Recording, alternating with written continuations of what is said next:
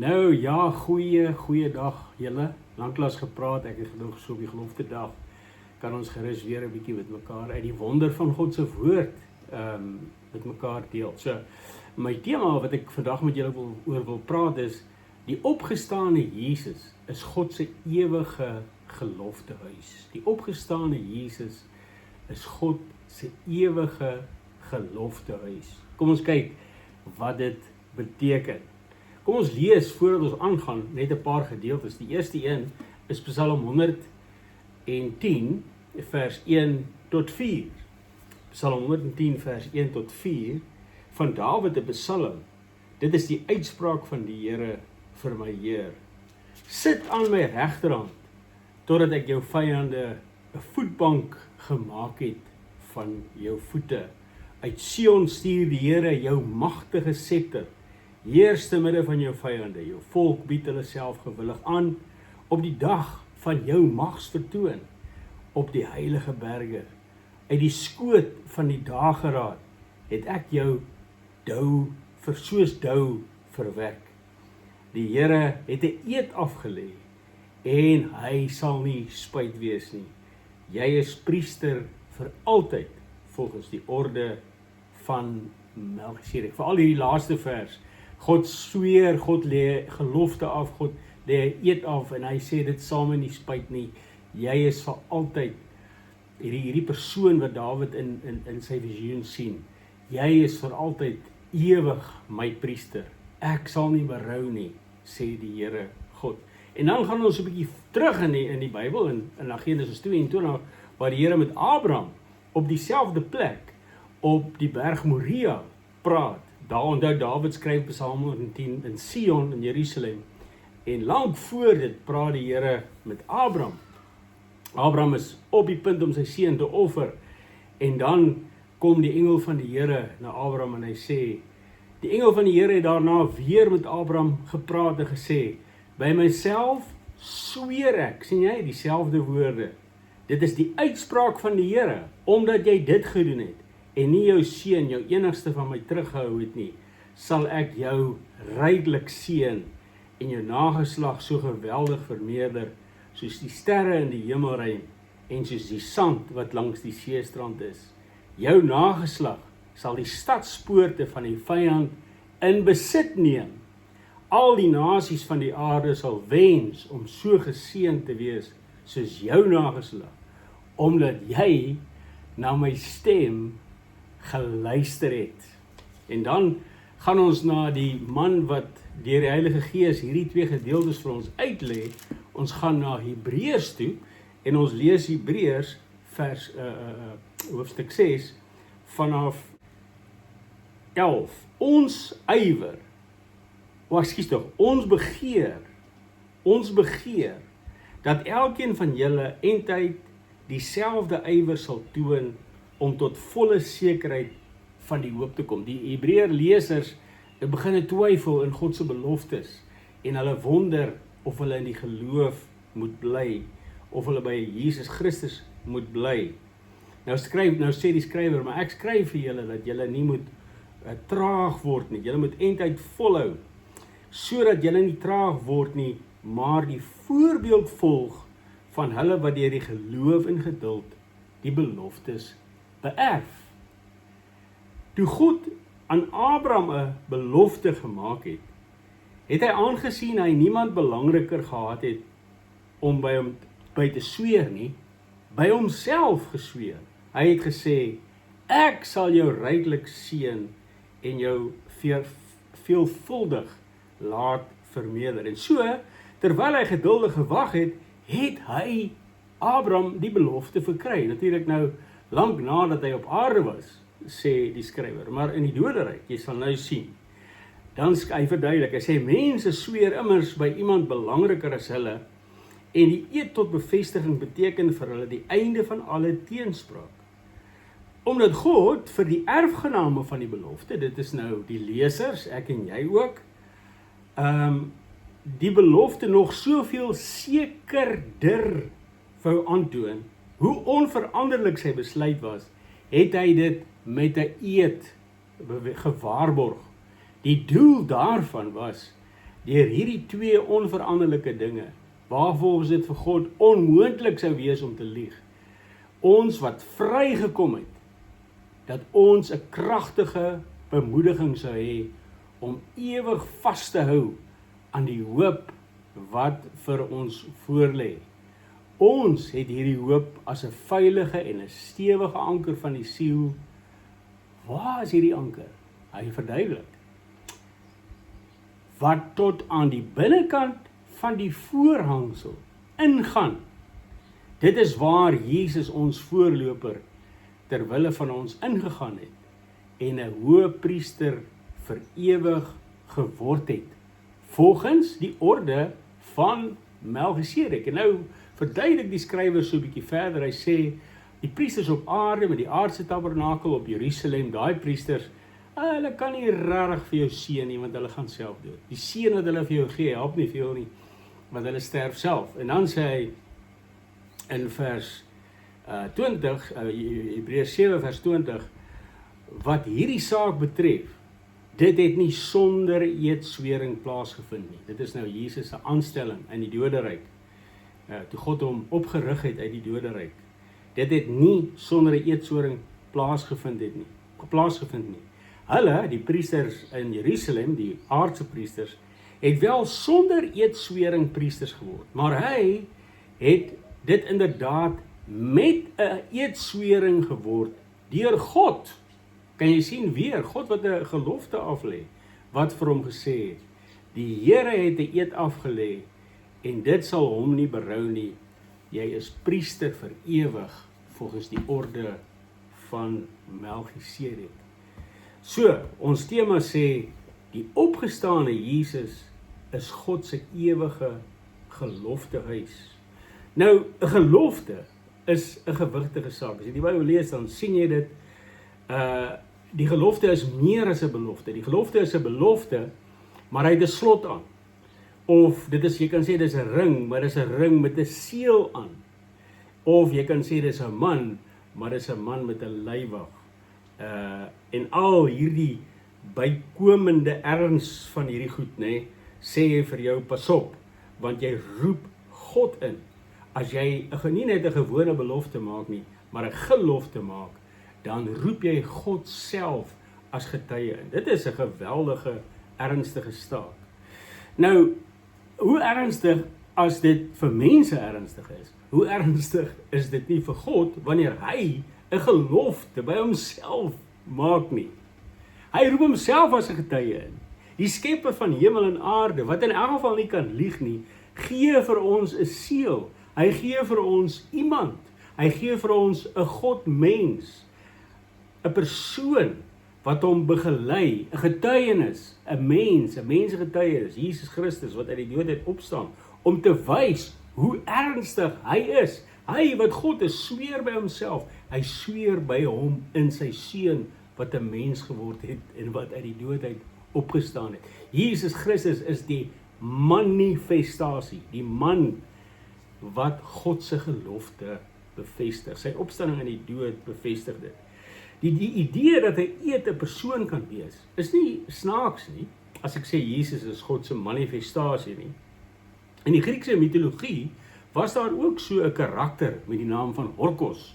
Orkos se ma was die godin Toos. En nou jy sal nou verstaan hoekom dit so is, want Orkos het van die gode die mag ontvang, dat as iemand 'n gelofte afgelê het, wat hy nie gehou het nie, hy wat Orkos is, daardie mens tot niet, of daardie God tot niet kan maak. So, Orkos was 'n karakter, 'n manifestasie, en in die Griekse mitologie wat bygelowe is, het hulle selfs verstaan, dat om nie 'n woord te hou nie, vernietigend is. So wat doen die Here? Die Here kom, en hy bring sy seun in, as 'n getuies. Jy het gesien, Dawid praat van hierdie opstanding van die seun. Hy sien dit, hoe dat God sy seun aan sy regterhand verwelkom, en vir hom sê, jy is vir ewig priester, volgens die orde van Melchisedek. En as ons na ons eie geskiedenis kyk, en dis vandag geloftedag, dan sien ons dat die gelofte natuurlik ook in ons eie geskiedenis 'n geweldige belangrike saak het. So belangrik dat daar in Pietermaritzburg ook 'n manifestasie van die gelofte staan. En dit is die gelofte kerk. As jy die gelofte gaan lees, wat die boere afgelê het, dan beloof hulle dat hulle vir God 'n kerkgebou sal oprig, tot sy eer, waaraan hy aanbid sal word. En daardie kerkgebou staan, soos ek sê, daar in Pietermaritzburg. Hy lyk nou nie meer so mooi en goed en indrukwekkend nie, maar hulle het hulle woord gehou, hulle het hulle gelofte gehou, en hulle het daai kerk gebou. Nou, kom die Here en hy sê, hy bou vir ons iets baie meer as 'n aardse kerk, iets baie meer groot as 'n Griekse afgod. Hy bou vir ons in sy seun Jesus Christus 'n ewige woning. So, die Bybel draai die revolusies nog hoër as Horkos en as 'n gelofte kerk. En dit vertel ons dat God 2 kere in die Bybel by homself gesweer het. Die Hebreërs skrywer verduidelik dit vir ons, dat hy vir ons 'n gebou sou oprig. En hier gaan dit nie oor 'n mitologiese karakter of 'n kerkgebou op aarde nie, maar oor 'n ewige woning waarin ek en jy van die dood vir ewig gaan vrykom. God sweer in die opstanding, in die manifestasie van sy seun Jesus Christus, hy stel hom aan as die ewige hoëpriester in die orde van Melchisedek. So God sweer aan Abraham in Genesis 22 vers 17 by homself. En hy sê vir Abraham, ek gaan jou seën, sodat al die ander mense en al die ander nasies jaloers sal wees op jou seun. Ek gaan jou ewig en uitbundige lewe gee. Maar Abraham, weet ons almal, gaan dood. Abraham gaan dood en hy's in die doderyk. Jesus praat in Lukas 16 van Abraham, die boesem van Abraham, waarheen Lazarus gedra word as Lazarus ook sterf. So, in Psalm 110 sweer God weer by homself, net soos aan Abraham in Genesis 22, en hy gee daar aan Dawid 'n visioen waarin daar 'n troonbestuiging van 'n onsterflike mens plaasvind. In hierdie visioen sien Dawid hoe God met 'n eed sy ewige hoëpriester in die hemele sal aanstel. Nou, die Hebreërs skrywer deur die Heilige Gees bring hierdie 2 gebeurtenisse saam, waar God by homself sweer in Jesus Christus se opstaan. Die oomblik toe hy aangestel is as die hoëpriester, toe God hom uit die doderyk uit opgerig het, in Abraham se teenwoordigheid, in Dawid se teenwoordigheid. Dit is die konkrete bewys dat God sy gelofte aan Abraham gehou het. Toe hy Jesus uit die doderyk opgerig het, het hy in Abraham se teenwoordigheid sy ewige huis vir mense gebou. Sy ewige hoëpriester het opgestaan en in God se ewige tabernakel ingegaan. Jy moet onthou dat die Bybel praat van God se ewige tabernakel lank voor Moses die tabernakel bou. Byvoorbeeld, ek sal 'n ander keer daarop ingaan, maar met Jakob, wanneer hy by Bethel, op dieselfde plek as Sion en Jerusalem, waar hierdie dinge gebeur, Moria, sien Jakob reeds dat God 'n huis, 'n gebou, 'n konstruksie gaan oprig, waar die hemel en die aarde met mekaar versoen is. So, as Jesus uit die dood het opstaan in Hades, dan sien Abraham hulle en Jakob hulle almal sien hoe dat God hierdie tempel, hierdie gebou van hom vul deur sy hoëpriester, sy ewige hoëpriester aan te stel, wat in daardie tempel die hoëpriester gaan wees. Dis nie die aardse tempel in Jerusalem nie. So daar in hulle teenwoordigheid in Hades, in die doderyk, gee God 'n eed. En die woord wat God gespreek het, manifesteer in die ewige menslike liggaam van Jesus Christus. God spreek sy seun uit die dood in die lewe in, en die seun is God se ewige priester in God se ewige tempel. Hulle sien dus reeds in sy heerlike lig, en hulle staan, hulle aanbid nou reeds, Abraham hulle aanbid God nou reeds in hierdie hemelse tempel, in die lig van Jesus Christus. Al hierdie geloftes gebeur ook, baie interessant, almal op dieselfde plek, op dieselfde berg. Die berg se naam was in Abraham se tyd Moria. Daar waar ons gelees het in Genesis 22, is die berg Moria. Maar Moria is Sion en Sion is Jerusalem. En dit is alles op al hierdie dinge gebeur op dieselfde plek. So wys God hoe dat hy sy woord 100% nakom. God seën Abraham ook daar deur Melchisedek. Melchisedek was die koning van Salem, Jerusalem, wat beteken vrede, God se seën, God se seënende priester.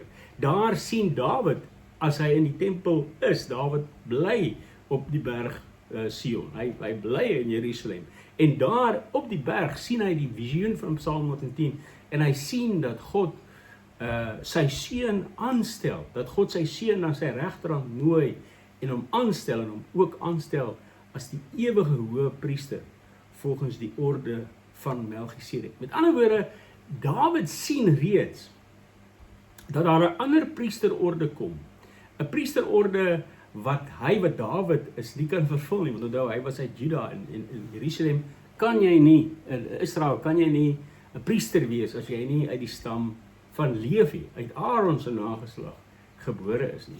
So Dawid sien in hierdie orakel in Psalm 110, hy sien iets van 'n massiewe, 'n groter, 'n heerliker gebou, 'n heerliker priester, 'n heerliker priesterdom, 'n ewig priesterdom, waar God iemand na hom gaan aanstel, om ewig sy tempelpriester te wees. En Jesus, wanneer Jesus op aarde is, verstaan hierdie taal. Jesus praat, as die disippels na die tempel kyk, die aardse tempel aan in Jerusalem, dan sê hy, kyk hoe indrukwekkend is hierdie gebou, dan sê hy, jong, ek gaan in 3 dae hierdie tempel vervang. So Jesus self sê sy liggaam is die ewige liggaam wat God gaan oprig. En wanneer Jesus net voor sy dood deur die fariseërs en die skrifgeleerdes gekonfronteer is, gebruik hy Psalm 110 vers 1 en 4 om vir hulle te sê, maar as dit Dawid se seun is, hoekom sê God vir hom dan, hoekom sê Dawid vir hom, my Here? En julle gaan, en dan sê hy ook in die lig van Psalm 110 vers 4 en Daniël 7, julle sal die seun van die mens sien aan God se regterhand sit. So Jesus self sê, hy gaan Psalm 110 vers 1 en 4 vervul. Jesus Christus, die opgestane Jesus Christus, is die manifestasie. Hy is die gelofte gebou. Hy is die bewys dat God sy woord ewig hou en gehou het. Daar is niks meer seker nie as God se beloftes en God se geloftes. As God by homself sweer, dan kan jy nie twyfel nie. Daar is geen rede om te twyfel nie. God het nog altyd sy woord gehou. Hulle het dit in Hades, in die doderyk gesien. Hulle het dit gesien in die opstanding, die disippels het dit gesien in die opstanding van Jesus Christus. Hierdie gelofte gebou, wat God in Jesus se liggaam vir jou en vir my opgerig het, is die grootste troos wat ek en jy in hierdie lewe kan hê.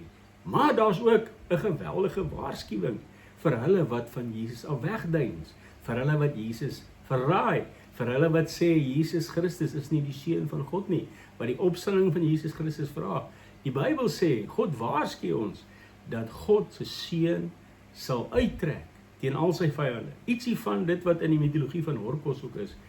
Die seun van God sal uittrek en hy sal al sy vyande verslaan in sy toorn. Almal wat God nie geglo het nie, almal wat gesê het God lieg, dit is nie waar dat Jesus God se seun is nie. Dit is nie waar dat hy opgestaan het nie. Hulle sal ewig verpletter word. My vriend, my gelowige vriend, mag jy verstaan dat in hierdie geloftedag is die groot gelofte, die gelofte wat God by homself in sy seun Jesus Christus se opstanding afgelê het. Jy mag seker weet, God wat geskep het, herskep in die liggaam van sy seun.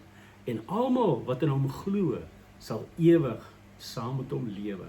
Op die laaste dag gaan God ons almal ook liggaamlik opwek, die wat nie nog in die lewe is nie. En ons almal, 1 Tessalonisense 4, sal in 'n oogwink verander word en ons sal God saam ontmoet. Mag die vrede van die Here, die seën van God se hoëpriester uit die orde van Melchisedek, mag dit jou seën en jou vrede wees. God kan nie lieg nie. Shalom.